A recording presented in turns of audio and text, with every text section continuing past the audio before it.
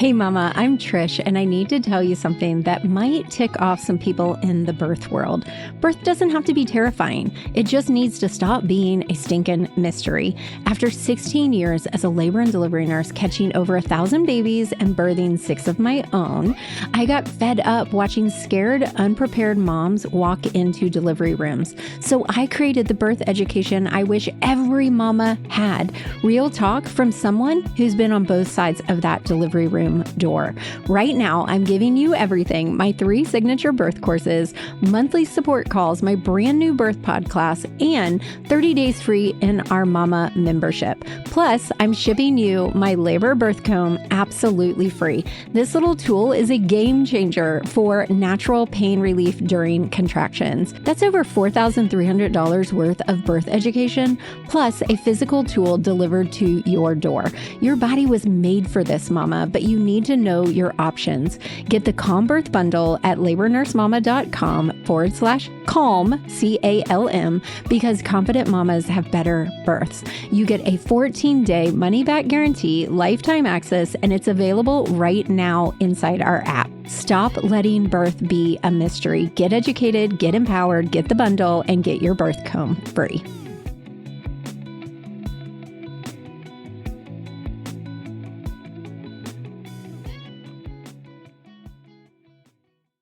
I want you guys to be prepared. I want you to be ready. I want you to ask for help. If you have people in your life that are willing to help you, if they're offering help, don't do that normal thing we do and say, oh, I'm good, I'm fine. No, say, yeah, I'd love for you to come over to help. Can you do laundry? Can you cook a meal? Can you do some dishes? And here's the thing, when your friends and your family come over to help you during postpartum, it is not so they can sit and snuggle the baby. It's so they can help you. So if you decide to have visitors, I want you to get really comfortable with letting them help. Today's episode is all about preparing for postpartum. This episode is a little more geared towards vaginal delivery. However, we're going to talk about the real stuff, the real ways that your life can change after having your sweet little baby. You guys know my daughter Lainey is about to have her daughter in January. So I am going to also encourage her to listen to this recording. It was an Instagram Live that we did a while ago, and I know it will be beneficial for all of you to jump in and listen to. Hey, you guys. Wow. I am so excited to be here with you guys today. We are going to be talking about postpartum. And I am super excited about this talk because we had so many babies in Calm Labor, Confident Birth, and the VBAC Lab the last few weeks. In fact, we did our happy hour today with our students, and we had so many teeny tiny babies, brand new mamas in the throes of postpartum recovery. So if any of my students are on here, or any of you guys who've just delivered, keep going. You've got this. You're amazing. I know it's hard. I know you're tired, but you're incredible and you're doing an amazing job. I just want to encourage you because I know that postpartum can feel so lonely. It can feel so lonely, and sleep deprivation is one of the top hardest things you will ever face in your life. If you know what I'm talking about when it comes to sleep deprivation, I remember when I had Grayson, I was like, how the heck do you forget how bad it is when you're not sleeping? And so there's a couple things I want to talk to you guys when we talk about preparing for postpartum recovery. And then I want to give you guys some permission to feel some things, because I think as women, as moms, as new parents, and I'm talking to the new dads as well, we tend to hold ourselves to this really high, crazy standard. And so today, I want to give you permission to feel the feels, whether it's anger, disappointment, resentment, whatever, feel the feels. I want to dive right into this topic. And it's so near and dear to me because a lot of my girls inside of both my birth classes are in the throes of either about to have their baby or they just had their baby and they're feeling all these things. And I think a lot of times, and you guys, I teach birth classes, I'm a labor and delivery nurse. I do have experience in postpartum as well, both as a nurse and as a mama. But I think a lot of times it's like the wedding. We prepare for the wedding. We've got all this going. We've got lists and we've got checklists and we've got our little books with everything written down, and we've taken the classes and we're getting all ready. We've bought all the cute outfits, and then we have the wedding. And then afterwards, we feel this sense of, now what? So we're going to talk about preparing for the birth, but also preparing for postpartum, because I think a lot of times, and this is why we added a postpartum recovery class to our arsenal here on Labor Nurse Mama, is because a lot of our moms were like, man, I knew everything about birth. I was so ready for birth, but I was not ready for postpartum. So that is the last thing I want for you guys. So let's talk about what to expect during your postpartum recovery period. So we did a little postpartum prep for cesareans a couple weeks ago. So if you missed that, go back and listen to that one. Today, we're going to primarily talk about vaginal recovery. So let's talk about the first big thing, which is bleeding. Typically, most mamas are going to bleed for the first 6 weeks. The heaviest part of your bleeding is that first 3 to 10 days. During that first 3 to 10 days, it's going to be like a really heavy period.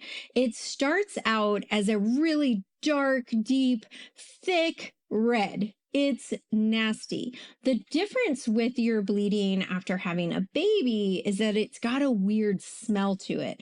And the reason it smells like that is because it is a mixture of all that amniotic stuff, the tissue, and all the leftover blood from your pregnancy.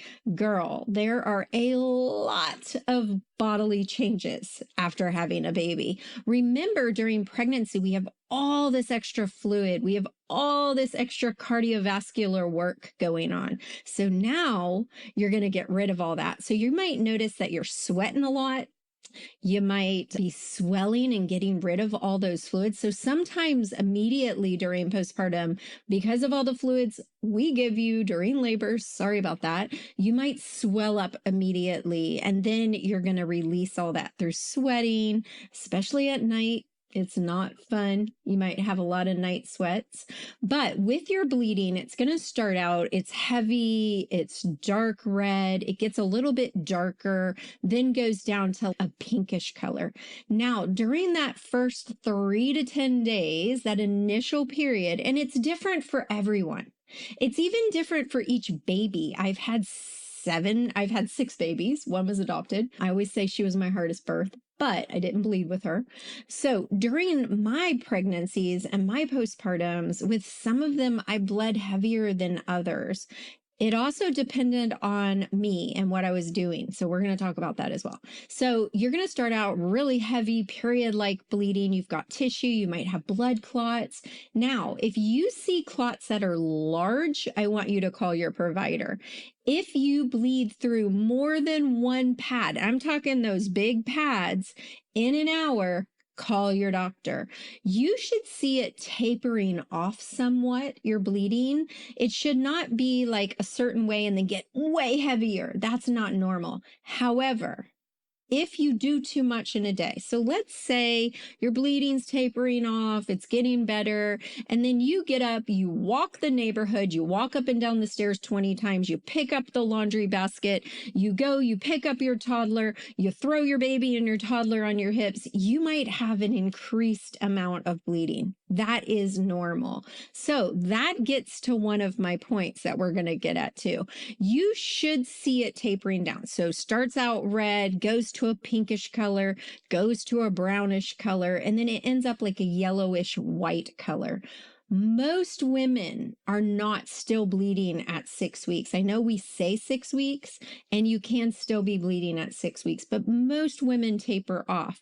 Again, Take it easy on yourself. You want to be resting. You don't want to be standing or sitting too long. You want to lay down, take a rest. I want you guys to think about a lot of other cultures. And back in the day, women used to have this lying in period. And that was when they just took care of themselves.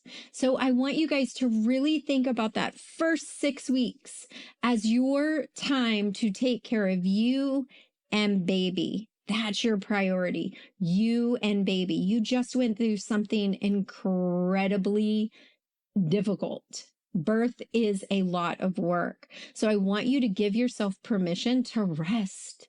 Give yourself permission to look at that pile of laundry and say, screw it. I want you to think, okay, I don't have to get all these things done. What I need to get done today is taking care of me and taking care of baby. Now, I've been there. And when you don't have a lot of extra help, I know what that's like. So I know some of you guys are like, that's easy if you have a partner who helps you, if you have family to help you. I know that it can be very hard. I've done it without help, but I still want you to give yourself permission to let some of those things go. You don't have to get it all done. You don't have to be on top of everything. You don't have to look good. You don't have to be dressed really nice. Get up, consider it a win. If you get out of bed, you brush your teeth, and you get to go to the bathroom. Those are wins. I want you guys to give yourself permission to heal. It's not quick. And don't expect to be completely healed at 6 weeks. You might take longer, and that's okay. Some women are up and going and feel great. Some aren't. And there's everything in between. So I want you guys to not be hard on yourself. Whatever it takes for you is exactly what it's needed for you. Okay, I've got myself a list here. So we've talked about clots. We've talked about the color. The bleeding during postpartum is actually called Lochia. And we've talked about the transition of how it starts out really dark, heavy period, goes all the way down to yellowish, whitish color. When it gets to that yellowish, whitish, it's just like a discharge. You won't even notice it really. Now, one thing that I really want to encourage you guys is during the first 24 to 48 hours, consider using ice packs. And we have a reel here showing you how to make padsicles. Now, one thing I will say, do not over make padsicles. 6 to 8 should be sufficient.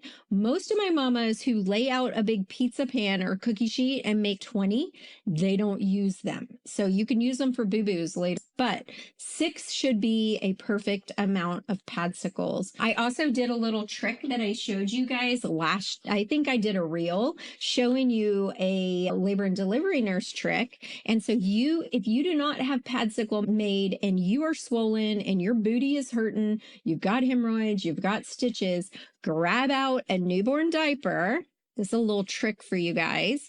And you're going to just gently pull apart the end of the diaper and fill it with ice. And then you don't even have to seal it. Put that in your underwear and it's heaven, and it's the most absorbent pad you could ever have.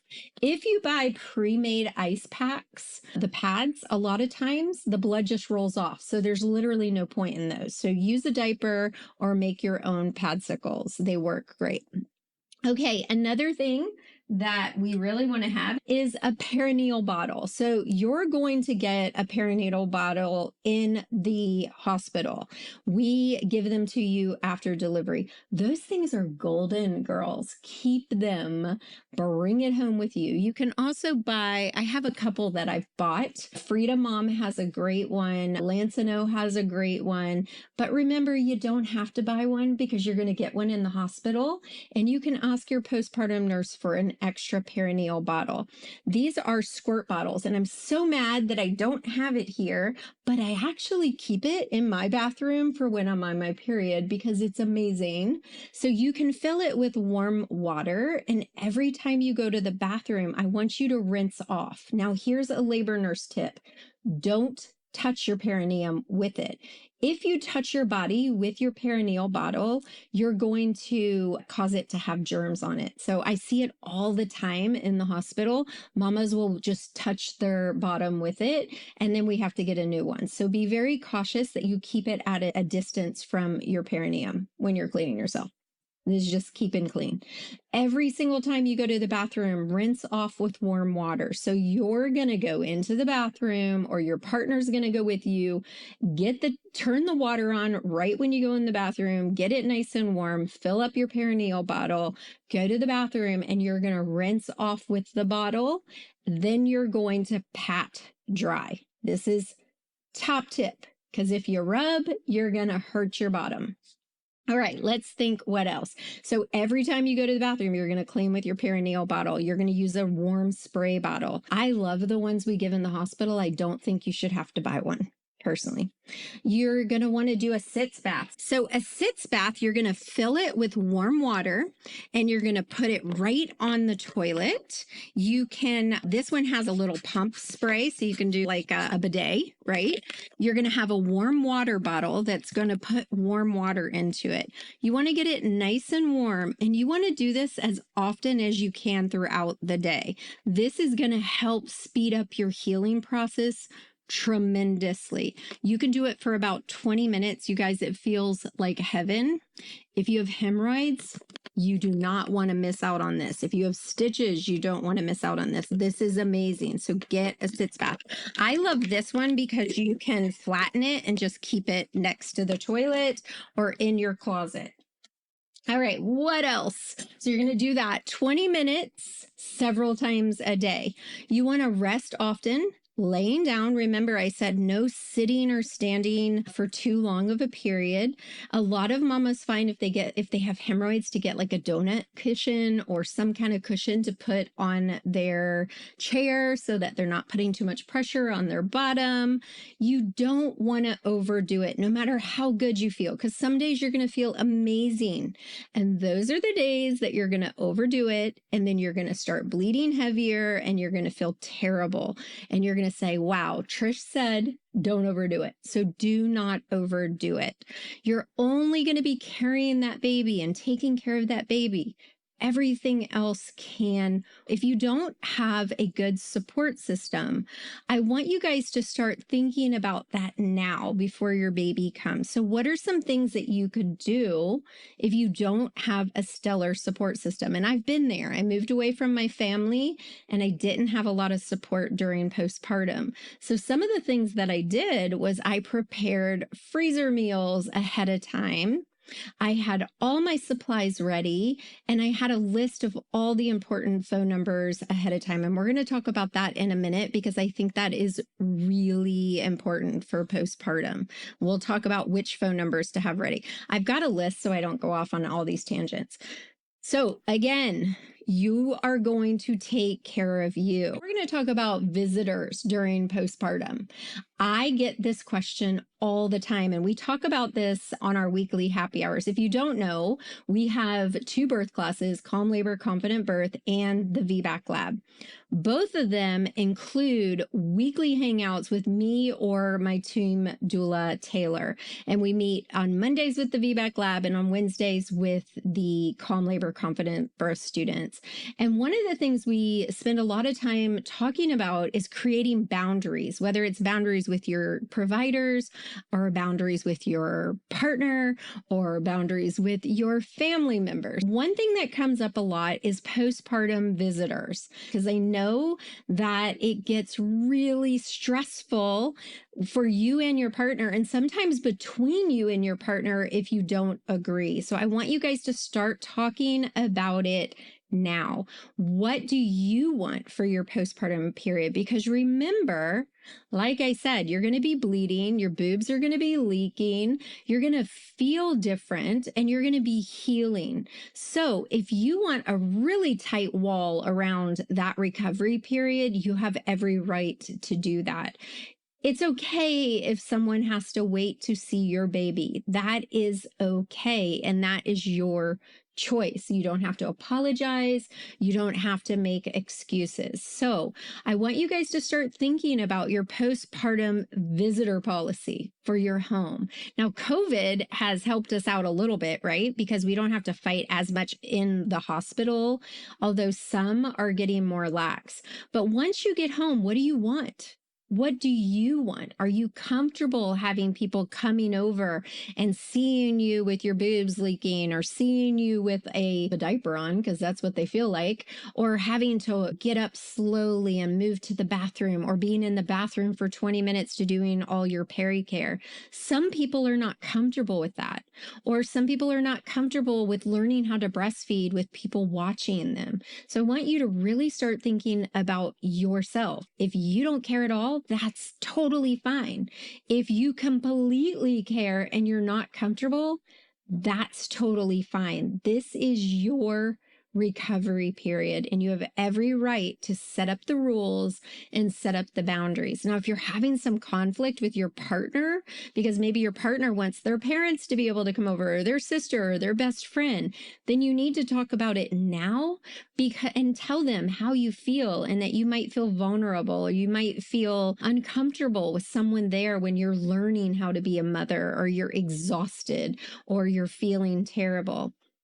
The other thing is, if you are like, oh, no, I don't feel that way, anybody can come over, but then you have the baby and you feel like nobody can come over, that's okay. Go ahead and tell your friends and family, hey, I don't know what my recovery is going to be like. I may want everyone over, or I may want no one over, but just love me through it and understand that I'm learning how to be a mama, and I'm learning how to be a parent, and I'm going to be recovering. You have every right to let that be as fluid as possible, whatever your boundaries are. And I just want to give you permission to do that. And remember, I told you I'm going to give you permission to feel some feels. We're going to talk about something that me and my students had. We had an incredible conversation. It was eye-opening for myself as well, because I came from a very birth-friendly family. We had babies in our family. I was very comfortable with babies. I was very comfortable with that process. And so I didn't struggle in this way per se, but I've had a lot of students who have really struggled with some really intense feelings after they have their baby. And so I want to prepare you guys that if you start feeling like regret for having a baby, or feeling depressed about having a baby, or feeling like this is not what I thought it would be like, that is okay. And that is normal.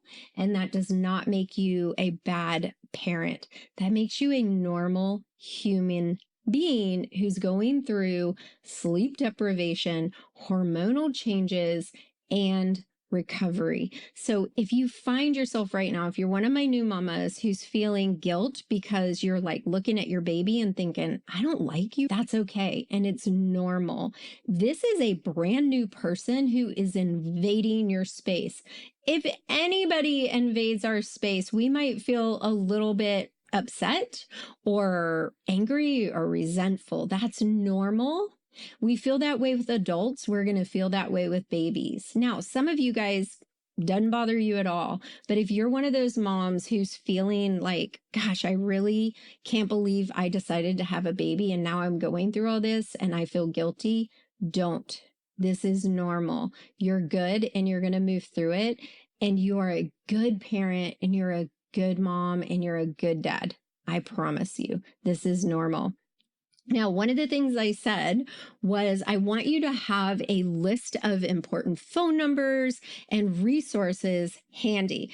And we have a checklist and a guide that I'm going to link to my stories when we get done that's going to walk you through this. So some of the resources and some of the things that I want you to have handy ahead of time, I want you to be prepared, because you guys, sleep deprivation is horrible and can really mess you up and mess up your thinking process. So whether your list, my phone is right here, whether your list is in a notes on your phone, or you send a text message to yourself and your partner or a good friend, or you just have it on. So this is one of my favorite Amazon buys. It's a mess right now, but it's a little dry erase board.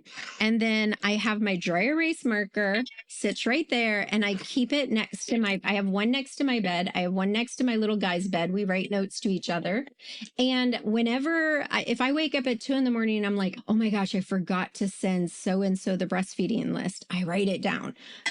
Having notepad is fantastic. So you could have something like that. You could have a little journal where you have important numbers. And here's what I want you guys to have ahead of time. Before baby comes, I want you to have a list of your providers so you know your providers' phone numbers. I want you to have your lactation consultant number ready. I want you to go ahead and set up a consult with her. Even if you feel like breastfeeding is going amazing, they can always teach you more, and they can always give you tips and encouragement. So have it ready to go. A lot of insurance companies will provide it. A lot of hospitals, if you delivered at their hospital, you can go back to see their lactation consultant for free. I want you to have your pharmacy number ready, and I want you to have all of your if you take monthly medications, if you have refills, have that ready to go. Go ahead and get them refilled if you can. And I want you to find some support groups, whether it's mom support groups, a newborn. If you're in Calm Labor Confident Birth or VBAC Lab, I want you to come into happy hour so we can support you.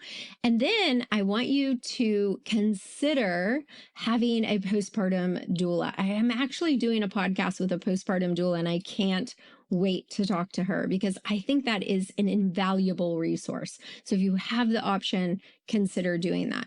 The other thing I want you to do is have a number for a therapist, or there's things like betterhelp.org or different avenues in case you start getting postpartum emotions that are out of control or feeling overwhelming.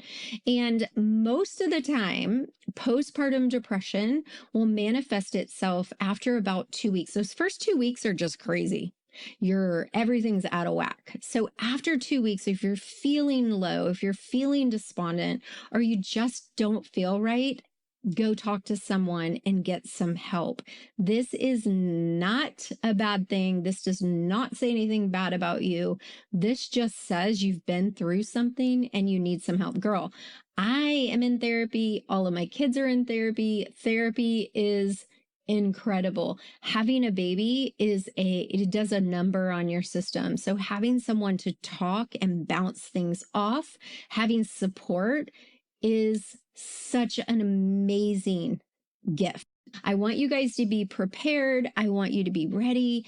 I want you to ask for help. If you have people in your life that are willing to help you, if they're offering help, don't do that normal thing we do and say, oh, I'm good, I'm fine. No, say, yeah, I'd love for you to come over to help. Can you do laundry? Can you cook a meal? Can you do some dishes? And here's the thing, when your friends and your family come over to help you during postpartum, it is not so they can sit and snuggle the baby. It's so they can help you. So if you decide to have visitors, I want you to get really comfortable with letting them help. A lot of times we tend to feel bad for asking for help. This is not the time for that. I want you to say, I'm going to ask for help. So if your best friend comes over and she wants to sit on the couch snuggling the baby while you're up doing dishes and making her a drink and getting a snack, no. So if you're a best friend listening, if you're a friend listening, if you're a family member listening, your job is not to snuggle the baby. Your job is to come alongside this mama and this new daddy or this new partner and support them, help them, do something. Go over, switch the laundry, go in the baby's room, see what needs to be done, and fill a need. Do not just sit and hold the baby. That's your reward for helping. If they come over and they help, then they get to snuggle the baby. How's that? But you get to snuggle the baby while they help you. I hope this helped you guys. I hope this was beneficial. I'm going to post a checklist and a little guide for you guys. And as always, send us a DM, send us a question. We love getting your questions. We love hearing from you guys. If you're in the throes of postpartum, girl, you are not alone. alone. We are here with you. We are supporting you. We are so proud of you. Have a great day, you guys. I'll see you again soon.